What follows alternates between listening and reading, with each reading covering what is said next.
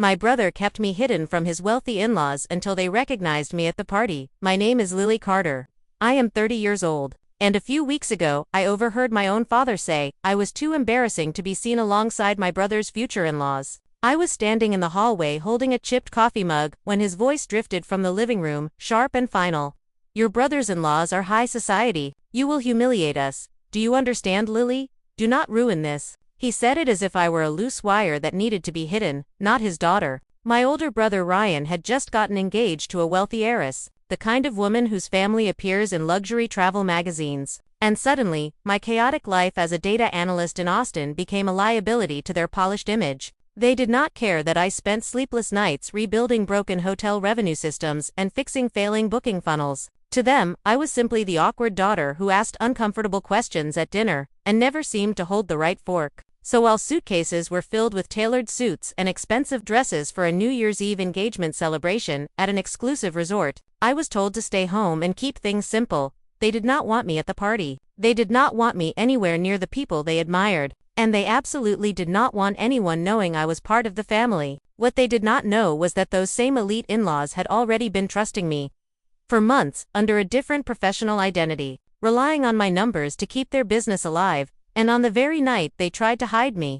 those in-laws would recognize my face in a framed photo and call my name in front of everyone. I had spent my life being treated like the family embarrassment, only to realize I was the one holding the leverage. And the way this story flipped from quiet humiliation to undeniable reckoning still echoes in my chest. I did not grow up believing I was embarrassing. As a child, I simply thought differently. While other kids ran around during family barbecues, I sat at the folding table counting how many burgers disappeared and wondering why Uncle Dave always left early. I asked questions adults did not enjoy answering. Why invest in a company drowning in debt? Why say we are fine with money if mom works 2 jobs? People laughed at first, then slowly stopped including me in conversations. My parents, Mark and Elaine Carter, would pull me aside afterward and whisper with forced smiles, "Lily, please just be normal for once. Smile more. Talk about school.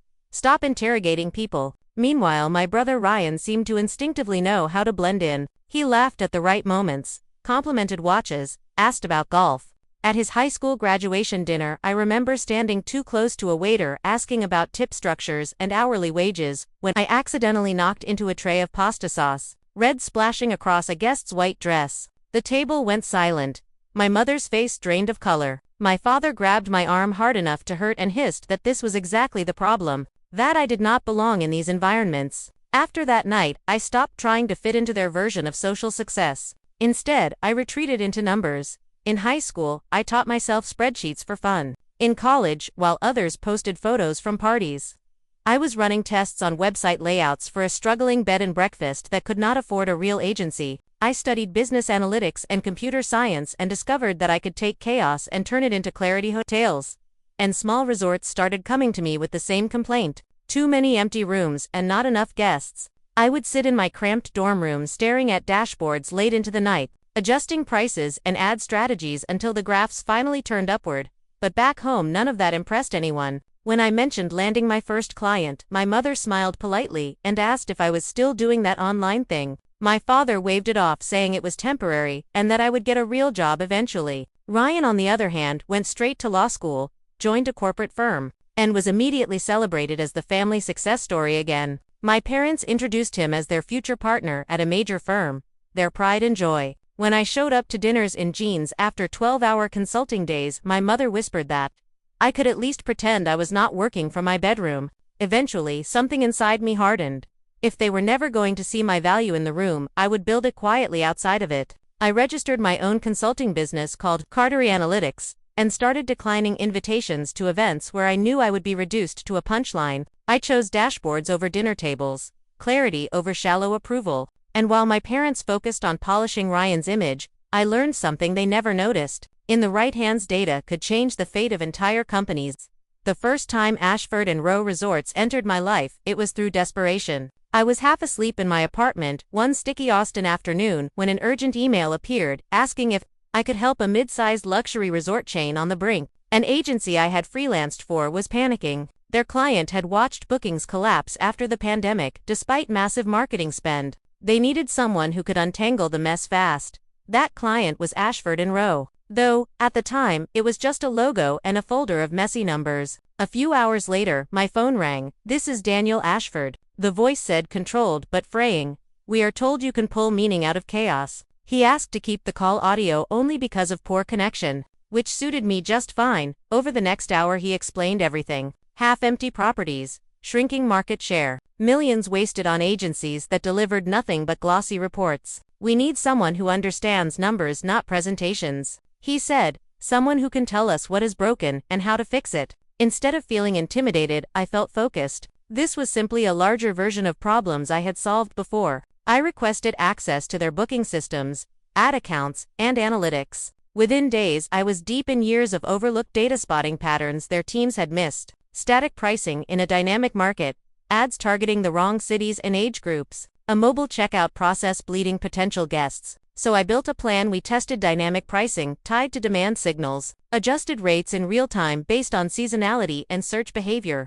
We shut down half their useless ad campaigns and redirected budgets toward high-intent traffic. I designed packages for remote workers, road trip families, and people craving short escapes. Instead of international travel, it was riskier than what they were used to, and I told them that directly. Daniel paused before agreeing, saying they had nothing left to lose. For the first phase, I even structured part of my fee around performance. If the strategy failed, I would earn almost nothing. The first month, the graphs shifted slightly. The second month, they surged. Bookings climbed, revenue followed, and the board finally backed off. One night, Daniel called me with genuine relief in his voice, saying I had no idea what I had done for them. They wanted to create a case study wall at their flagship resort to celebrate the turnaround and wanted my name attached. I laughed and said I preferred staying behind the scenes, but I sent a professional headshot anyway. When they sent a mock-up, my photo sat in a gold frame labeled Data and Growth Strategist Lily Carter. I closed it quickly. To me it was just another quiet win. No one at home needed to know about what I did not realize was that this revived resort empire would soon host a glittering charity event. And at that event, my brother Ryan would meet a woman named Madison Ashford, the heiress my parents would adore long before they ever respected me. Ryan called me a few months later, brimming with excitement, asking to grab coffee. We met downtown, and he arrived in a tailored suit, despite it being a weekend. He barely let me sit before announcing he was engaged to Madison Ashford. The name hit me like a system error. Ashford as in Ashford and Rowe. He nodded proudly, explaining her family owned a massive resort empire and hosted political fundraisers. Our parents were ecstatic. I smiled and congratulated him, even though I had spent months inside that empire's numbers, saving it from collapse, while he saw me as perpetually behind. We talked about the ring and the proposal, and of course, our parents' reaction.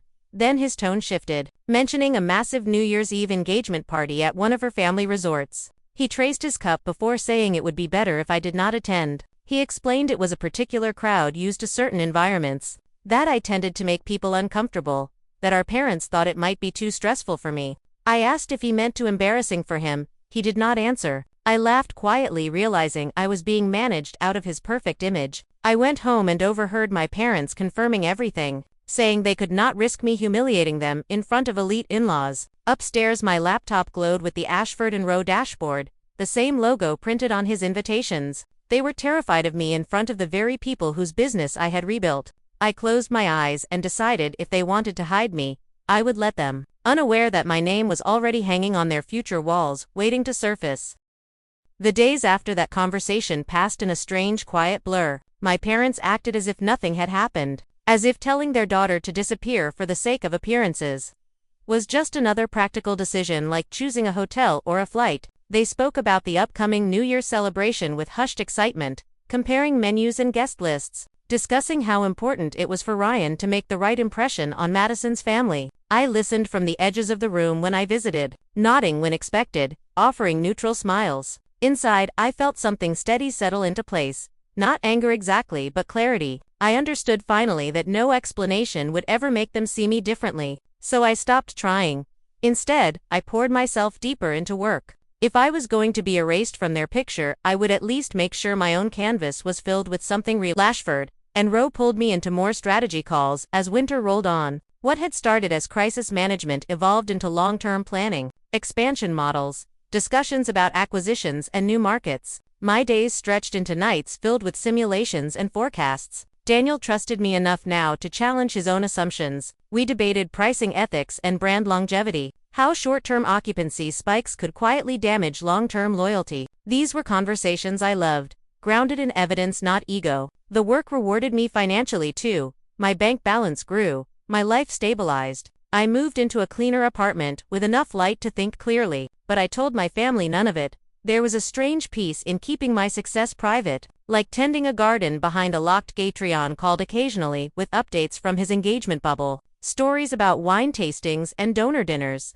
about how impressive Madison's parents were and how our own parents were practically glowing around them. Every call carried an unspoken assumption that I was watching from the sidelines, that I might feel regret or envy. Instead, I felt detached, like an observer watching a play I had outgrown. When Ryan mentioned the New Year's Eve party again, emphasizing how exclusive it would be, I simply wished him well and changed the subject. After we hung up, I sat back and stared at my laptop screen where Ashford and Rowe booking numbers pulsed upward in real time. The contrast was almost absurd. One world obsessed with optics and validation, the other focused on results and sustainability. I knew which one felt like home. New Year's Eve arrived wrapped in noise and anticipation. My parents left early for the airport, dressed in their best clothes. My mother in a dress she had justified as an investment. My father fussing with a tie he hoped would blend in. They hugged me quickly at the door, telling me to enjoy a quiet night. Their relief was obvious. Once the house emptied, the silence felt heavy, then freeing.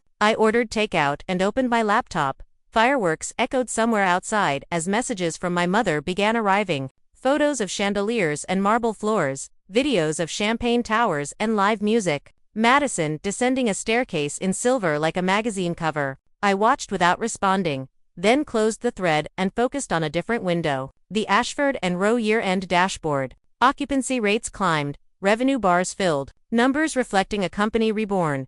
An email notification appeared from Daniel, titled Year-End Update and something else. His message was warm and detailed, praising the transformation and the trust built over months. He mentioned a plan to honor the turnaround with a permanent installation at their flagship resort. A wall showcasing key contributors.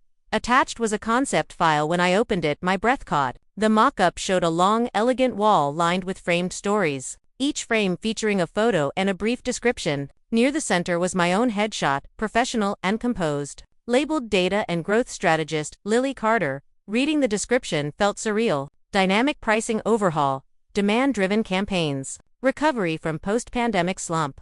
Daniel wrote that they planned to unveil it at a major partners and family event later in the year and wanted me there in person. My phone buzzed again with another photo from my mother, Ryan and Madison under falling confetti, pride radiating from my parents' faces. I looked back at the mock-up, imagining my photo on a wall guests would pass on their way to galas and conferences. The irony was sharp and almost gentle. The place my family believed I did not belong was preparing to put my name in gold. I replied to Daniel with a simple acceptance and set my phone aside, listening to fireworks fade into the night. They thought they had erased me from this celebration, but my work was already embedded in the foundation of their new world. The months that followed shifted everything quietly. Ashford and Rowe extended my contract and brought me into higher-level planning. There were calls about opening properties on the West Coast and abroad, about redesigning loyalty programs and restructuring pricing across seasons. My calendar filled with conversations that mattered, decisions that affected thousands of employees and guests. I upgraded my car, fixed lingering problems in my life, all without announcing any of it. My parents continued sending updates about wedding plans and social events, articles mentioning the Ashford name with captions about proximity to greatness. At family dinners, when I did attend, the focus stayed on Ryan and Madison, on guest lists and venues. Once Ryan mentioned that his future father-in-law was hiring a brilliant data consultant to guide new strategy, calling the person a wizard with numbers. My mother nodded approvingly, saying that was the kind of talent you wanted nearby. I sipped my water and stayed silent. There was no satisfaction in correcting them. My work did not need their acknowledgement to exist. In early fall, an email arrived from Daniel's assistant, marked important. They were finalizing details for a partners and family gala at the Miami flagship. The same evening would double as a formal engagement celebration for Madison and Ryan. Daniel and his wife wanted to honor me publicly when unveiling the innovation wall. Attached was an official invitation, heavy even through the screen. My name printed near the top under strategic partners. Ryan's name appeared lower under family of the groom. I stared at it for a long moment, imagining the conversation that had not happened yet. My parents would boast about attending an ultra-exclusive gala, about limited guest lists and elite circles. They would likely assume once again that I was not invited. The difference now was simple and undeniable. Ashford and Rowe were inviting me for my work, not as an accessory to anyone else. I called Daniel to confirm logistics. He sounded genuinely excited, saying they had been telling everyone about the person behind the numbers and could not wait to see reactions when they met me. When I hung up, I leaned back and let the realization settle. My family had spent years trying to manage me out of their narrative, convinced I would embarrass them. At this event, there would be no hiding. My presence was already etched into the walls. The night of the gala arrived warm and luminous. The Miami flagship gleamed exactly like the fantasies my parents loved. Marble floors, towering palms, arrangements that whispered wealth. Staff moved with practiced grace, guiding guests toward the ballroom. I arrived early as requested, not as Ryan's sister but as a strategic partner. A coordinator handed me a badge with my name printed clean and clear. Lily Carter, Data and Growth Strategist. Seeing it grounded me. Inside the foyer, the innovation wall stretched along one side just like the mock-up, gold frames under soft lighting, each telling a story of survival and growth. My frame sat near the center, my photo looking back at me, my name steady and real. Daniel and his wife greeted me warmly, introducing me to board members and executives. For a while I forgot about my family entirely. I talked strategy and future plans, laughed at an offhand joke about forecasting errors. I felt present and valued. Then I heard my mother's voice drift in from the entrance, bright and nervous, marveling at the decor. I turned just enough to see them enter. My father in a suit that suddenly looked less confident, my mother clutching her bag, Ryan and Madison leading the way. My instinct was to shrink back, to step aside, but a staff member approached me smiling, saying Daniel wanted me close to the wall for the announcement. So instead of hiding, I found myself standing a few feet from my own framed photo as my family crossed the foyer. They did not see me at first, their attention fixed on the promise of the night. The space quieted as Daniel's wife tapped her glass and began speaking about partnership and resilience, about people who held the company together when everything looked impossible. She gestured to the wall, explaining it was a reminder that numbers represented people and choices. She stepped toward my frame, smiling, and pointed directly at it, naming me aloud, Lily Carter, the mind behind the turnaround that kept these resorts alive. Heads turned, my parents froze, Ryan stared. The silence spoke volumes. She followed the line from the frame to where I stood and recognition dawned, her voice bright with delight as she realized who I was. Lily, you are here. You are Ryan's sister. The moment hung suspended, every strategy to hide me unraveling at once. For a few seconds no one moved, the kind of silence that presses against your ears and makes every breath feel loud. My parents stood rigid as if the marble floor had frozen them in place. Ryan looked from me to the framed photo and back again like his mind was scrambling to reconcile two versions of reality. Daniel stepped forward with a polite smile that carried an edge he did not bother to soften. He addressed my parents directly, saying he had no idea. Their daughter was the same Lily they had been praising all year in board meetings. My father opened his mouth, then closed it again. My mother's face flushed as she tried to explain that she knew. I worked with computers but had not realized it was this important. Nearby guests exchanged looks, curiosity rippling outward. Daniel raised an eyebrow slightly and said important was an understatement. Without Lily, this company does not turn around. Half the people in this room would be looking for work. His wife laughed lightly, trying to ease the tension, but her words were unmistakable. We have been telling everyone about her for months. I cannot imagine hiding someone like Lily. The weight of that sentence settled heavily on my family. Ryan finally stepped closer to me, his voice low and tight. You never told me you were working with them. I met his eyes calmly and said he never asked. The truth landed between us without drama, just fact. He looked away first. My parents tried to regroup, pulling me aside toward a quieter hallway. My mother whispered that I had made them look foolish, that they had no idea. I cut her off gently, saying the issue was not what they knew but what they chose to believe. My father attempted to reclaim authority, saying I could have warned them. They would have handled things differently. I asked how exactly. By inviting me this time, or pretending they were proud. His silence answered for him. Ryan joined us, rubbing his temples, saying maybe they had handled things wrong but they just wanted everything to go smoothly, asking if I understood and still wanted to be part of the family. Something in me finally settled.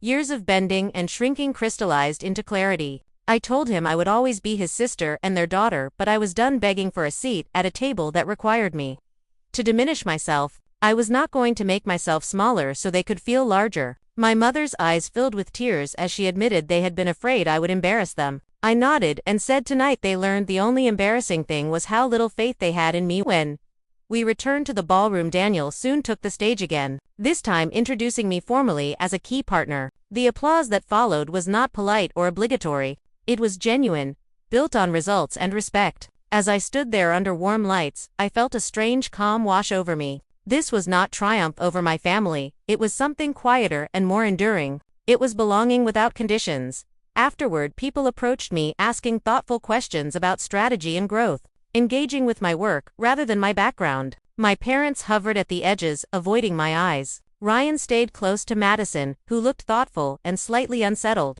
Later, Madison approached me alone. She said softly that she had no idea and that my work was impressive. There was sincerity there, but also distance. As if she was recalibrating her understanding of our family dynamic, I thanked her and wished her well. That was all I had to offer. As the night wore on, I noticed how often my parents passed my framed photo on the wall. Each time their steps slowed, their shoulders tensed. It was as if the image contradicted everything they had rehearsed about our family narrative. They could not edit it or explain it away. It simply existed, undeniable. Guests admired the wall, taking photos and reading descriptions. My name spoken easily by people who had never questioned my place there. Near the end of the evening, my father finally approached me alone. His voice lacked its usual certainty. He said he had underestimated me, and that maybe he had been wrong. The apology was awkward and incomplete, but it was something. I accepted it without promising more than I could give. I told him trust would take time and effort. Words alone would not rebuild years of dismissal. He nodded slowly, as if hearing that truth for the first time. The weeks after the gala were strange and revealing. My parents called more often, asking about my work, attempting curiosity where there had once been indifference. Sometimes, they overcorrected, bragging awkwardly to neighbors about my success. Other times they slipped back into old habits, minimizing details they did not understand. Ryan grew quieter around me. Our conversations cautious. Madison remained polite but distant. The wedding planning continued at a pace that suggested nothing had fundamentally changed for them. For me, though, everything had shifted internally. I no longer felt the ache of exclusion, the need to prove or explain myself. My life was full with work that challenged me and relationships built on mutual respect. Ashford and Rowe continued expanding my role, bringing me into conversations about long-term brand ethics and sustainable growth. I traveled occasionally, meeting teams whose livelihoods were shaped by decisions I helped model.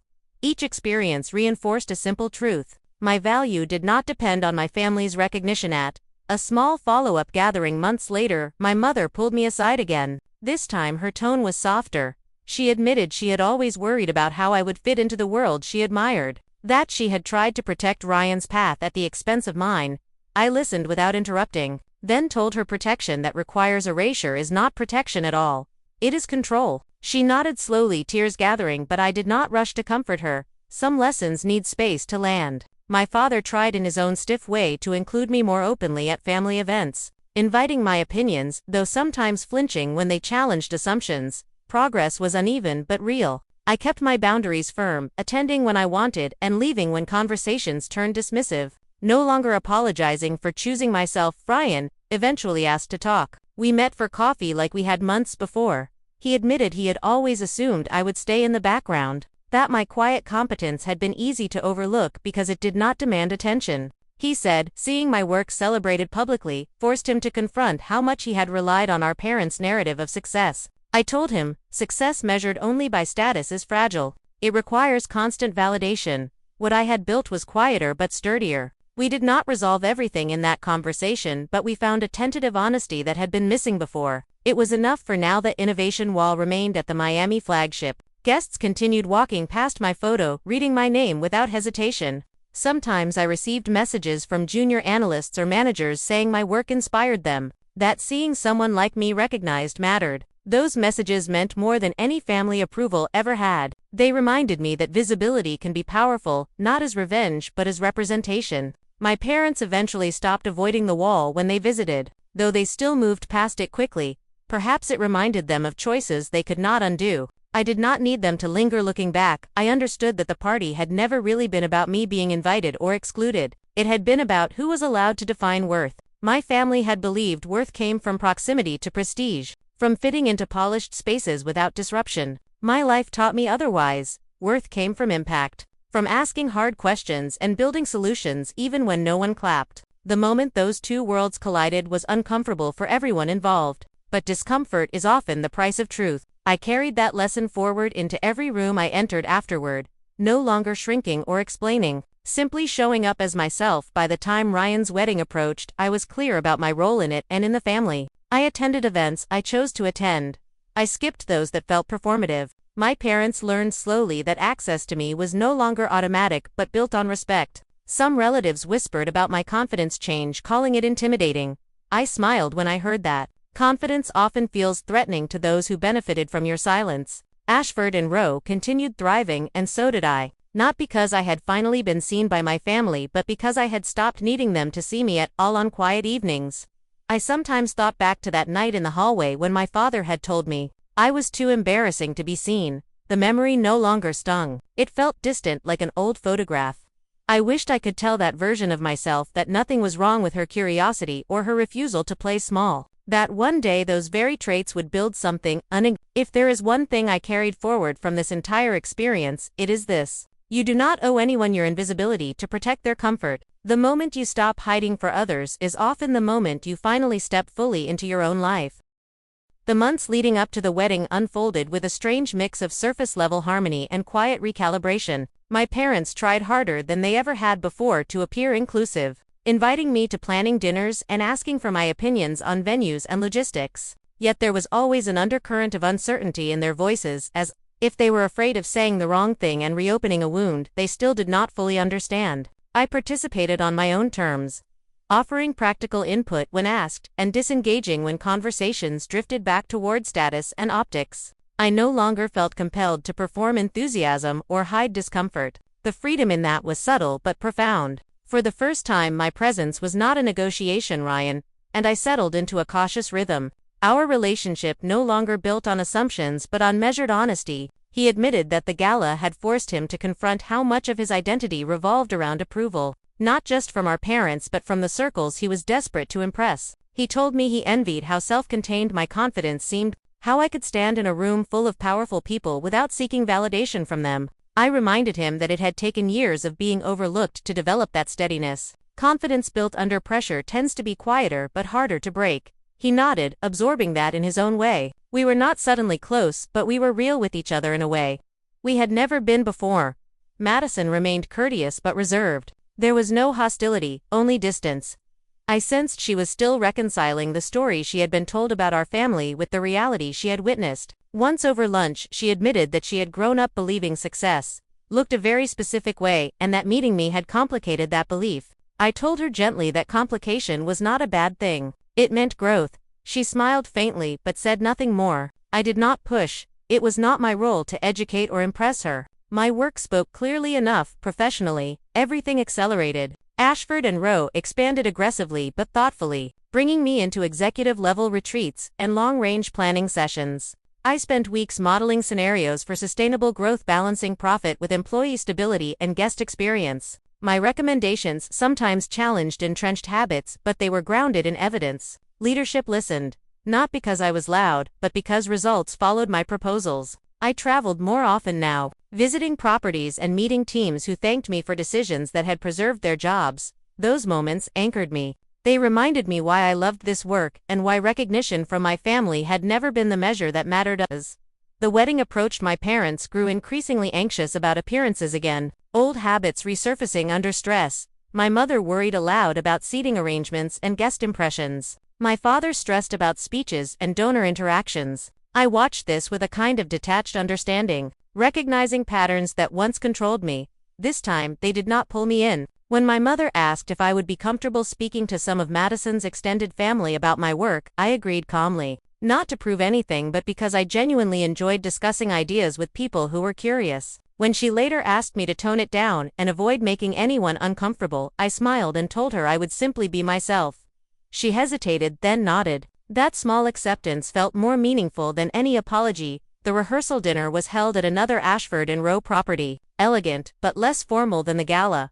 My framed photo was not there, but the recognition lingered in subtler ways. Staff greeted me by name. Executives asked for my thoughts on upcoming initiatives. My parents noticed this and grew quieter, less performative. During dinner, my father raised a toast, praising family and resilience. His words faltered slightly when he reached my name, but he included me. Acknowledging my achievements without minimizing them, the room responded with polite applause. I met his eyes and gave a small nod. It was progress, not perfection, and I accepted it as such. That night, my mother found me alone on the terrace, overlooking the water. She admitted she had spent years afraid that my intelligence and directness would isolate me, that the world would punish me for not fitting neatly into expectations. She said she thought she was protecting me by urging me to be less visible, less intense. I listened quietly, then told her that what isolates people is not authenticity but suppression. That being asked to shrink had hurt more than any rejection from strangers ever could. She cried softly and said she wished she had understood that sooner. I told her, understanding now still mattered. Our relationship would never be what it might have been, but it could still grow into something honest if we allowed it. She agreed, for the first time not asking me to reassure her. The wedding itself was beautiful and carefully orchestrated. Madison looked radiant, Ryan looked proud and slightly overwhelmed. I sat among family but felt separate in a way that was no longer painful. During the reception, several guests approached me curious about the innovation wall they had heard about, or the strategies behind Ashford and Rose recovery. I spoke openly and enthusiastically. My parents watched these interactions with a mix of awe and humility. Later, my father admitted quietly that he had underestimated how naturally I commanded respect, that he had mistaken volume and polish for substance for far too long. I thanked him and told him that realization mattered more than praise. After the wedding, life settled into a new normal. My parents adjusted slowly to the reality that I would not conform to their old expectations. Sometimes they slipped, but they corrected themselves more often than before. Ryan and Madison moved into their own orbit, balancing careers and obligations. My role in their lives became less central, which suited me just fine. I continued building my consultancy alongside Ashford and Rowe, taking on selective new clients who aligned with my values. My reputation grew quietly through results rather than marketing. Referrals came from executives who respected clarity and integrity, not from flashy self-promotion. Occasionally, I returned to the Miami flagship for strategy sessions, each time passing the innovation wall with a sense of calm pride, not because my face was there but because of what it represented. Proof that impact does not need permission. Guests still paused at my frame reading the description. Some recognized me later and struck up conversations. Others simply absorbed the story and moved on. Either way, it existed independent of my family narrative, immutable. I liked that one afternoon. During a visit, my mother stood beside the wall longer than usual. She traced the edge of the frame with her eyes, then turned to me and said she finally understood why hiding me had never worked. I asked her what she meant. She replied that some people are not meant to blend into the background because they change the shape of the room when they enter. Her voice trembled with something like regret and admiration. I hugged her then, not because everything was healed, but because that moment was real. As time passed, I reflected often on how close I had come to internalizing the idea that my differences were flaws, that my questions and intensity were liabilities to be managed. The gala had been a dramatic turning point, but the deeper transformation happened afterward in quieter choices. Choosing not to over-explain, choosing not to apologize for competence, choosing relationships that did not require self-erasure. Those choices accumulated into a life that felt grounded and expansive. If there was any lingering sadness, it was not for what I lost, but for what might have been if my family had trusted me sooner. Yet even that softened with time. Regret is heavy, but acceptance is lighter. I carried forward the lesson that belonging built on conditions is fragile. Real belonging begins when you stop negotiating your worth. Everything else grows from there. My life was proof of that truth, unfolding day by day. By the end of that year, I no longer measured progress by my parents' reactions or my brother's milestones. I measured it by my own sense of alignment, by waking up excited to solve problems that mattered, by relationships that felt mutual, by the quiet confidence of knowing I could walk into any room without shrinking or performing. The world had not punished me for being myself. It had opened in unexpected ways, and I stepped into it fully at last.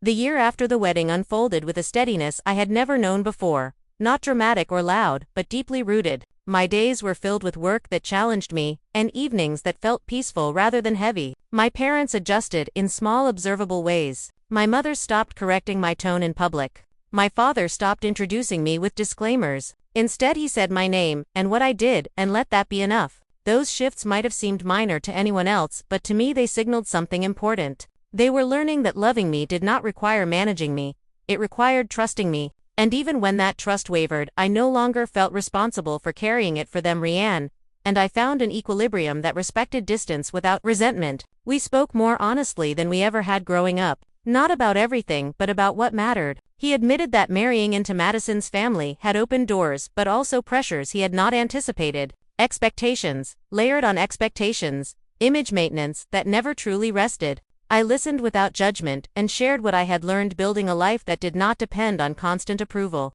I did not frame it as advice, only as experience. He appreciated that restraint. Our conversations ended without tension now, sometimes even with laughter. It was not the closeness of childhood fantasy, but it was real and sustainable professionally. My world expanded in ways I once would have considered impossible. Ashford and Rowe continued to thrive, and my role evolved into something closer to stewardship than consulting, guiding decisions with long-term consequences, mentoring internal teams, shaping strategy that balanced growth with responsibility. I took on fewer outside clients, choosing alignment over volume. My reputation spread quietly through results and word of mouth. I found fulfillment not just in numbers but in watching people grow into clarity. Analysts who once doubted themselves began trusting their instincts backed by data. Leaders learned to listen rather than dictate. Seeing that ripple effect mattered more than any title ever could, I began speaking occasionally at small industry gatherings.